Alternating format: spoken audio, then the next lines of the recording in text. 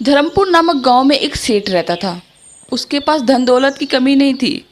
वह अमीर होने के साथ साथ बहुत दयालु भी था, मगर सब कुछ होने के बाद भी वह खुश नहीं था, क्योंकि उसकी कोई औलाद नहीं थी, इसलिए बहुत दुखी रहता था। सेठ के घर चंदा नाम की एक नौकरानी काम करती थी। हमेशा देखती और सुनती थी कि सेठ को सभी नमस्कार करते थे, मगर पीठ पीछे उसे बेऔलाद बोलते थे। चंदा को बहुत बुरा लगता था, मगर वो करती भी क्या, गरीब नौकरानी थी, वो किसको क्या बताती। वो सब कुछ सुन के चुपचाप अपने मन में रख लेती थी और सेठानी को कुछ भी नहीं बताती थी। एक दिन चंदा अपने बेटे को सेठानी के घर लेके आती है। मोनू मोनू बेटे इधर आओ, काम करने में देरी हो रही है, मालकिन डांटेगी, काम में लेट होगा तो डांट पड़ेगी, बेटा इधर आओ। तभी सेठानी आ जाती है।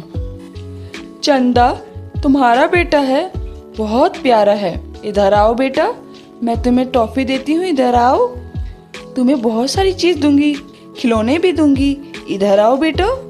सेठानी बच्चे को गोदी में उठाकर खूब खेलती है, उसे तरह तरह के खिलौने देती है और बहुत सारी चीज देती है खाने पीने को।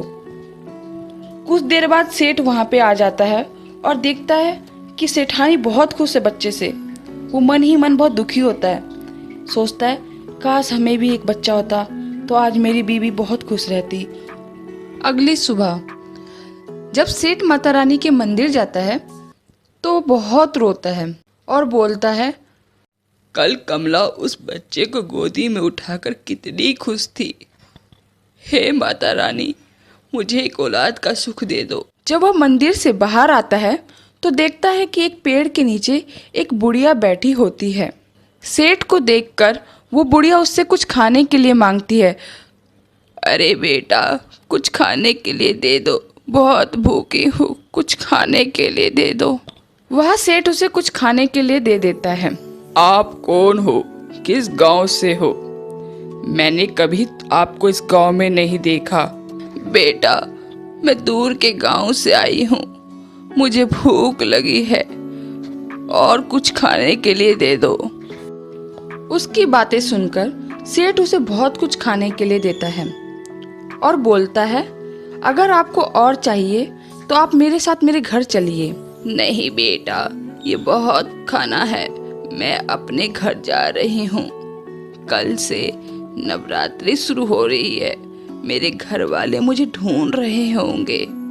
ठीक है, आपकी जैसी मर्जी। ये बोल के सेठ जैसे आगे बढ़ता है वो बुढ़िया उसे पुकारती है। अरे बेटा, अरे बेटा, इधर आओ। सेठ के पास आता है और बोलता है, बोलिए काकी, क्या हुआ? बेटा, ये लो, ये नारियल है, कल से माता रानी के दिन शुरू हो रहे हैं। तुम अपनी पत्नी को ये नारियल दे देना और उससे कहना कि इस नारियल को वो माता रानी के 9वें दिन खाए। पूजा पाठ करके तुम दोनों की मनोकामना पूरी होगी। सेठ वहां से चला जाता है और घर पहुंचकर वह नारियल अपनी पत्नी को दे देता है और पूरी बात बताता है। सेठानी कहती है, ठीक है, मैं पूजा करूंगी और व्रत भी रखूंगी और 9वें दिन इसे खाऊंगी। माता रानी मेरी सारी मनोकामना पूरी कर दे। सेठानी व्रत को शुरू करती है और जैसे जैसे उस बुढ़िया काकी ने बताया था वैसे वैसे उस पूजा पाठ को करती है। 9वें दिन आने के बाद उस नारियल को खा लेती है। काफी दिन गुजरने के बाद एक दिन चंदा जब घर में काम कर रही थी तो वह देखती है कि सेठानी जमीन पर गिरी है, तो वह भागकर सेठ को बुलाती है। सेठ आता है, तब देखकर बहुत घबरा जाता है और जल्दी से डॉक्टर को कॉल करने के लिए कहता है। कुछ देर बाद डॉक्टर आता है और वो बोलता है, मुबारक हो सेठ जी, आपके घर खुशखबरी आने वाला है। ये बात सुनकर सेठ बहुत खुश होता है और वह सभी को मिठाई बांटता है, जिससे सभी लोग बहुत खुश होते हैं।